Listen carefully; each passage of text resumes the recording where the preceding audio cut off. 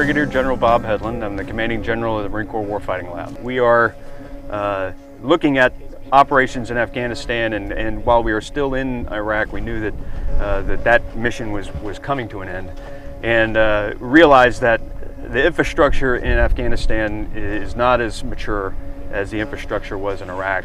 So what that means is logistically very hard, austere, expeditionary environment. And what are some of the measures we can take in order to make sure that Marines are more self-sufficient, can handle the austere conditions, and are not as reliant on some of the very, while robust, sometimes difficult to manage logistical chain that goes along with operations in a dispersed environment like we are in Afghanistan. So what are some of the things that we could take hold of right away and make sure that we can make a difference for the warfighter downrange?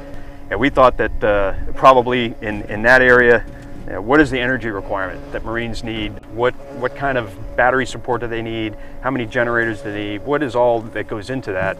And probably a big component of that is the fuel involved in making sure that those generators are working, and the AC systems that power that cool tents in order for computing equipment to work. All that fuel, how much does it cost to really get that fuel from point A to point B? What's the threat involved in that? What's the cost? And oh, by the way, you've got to guard that convoy the whole time it goes along its way against the ever-present IED threat.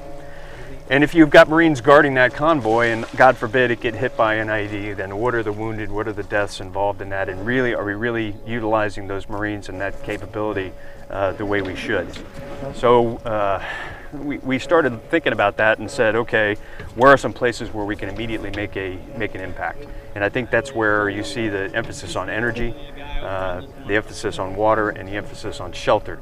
So if you can change the dynamic of that tent, make it a little bit more energy efficient by putting in a liner, or by adjusting its R factor some other way, then you've got better success in cooling that tent, and ultimately, the equipment and the Marines inside of it.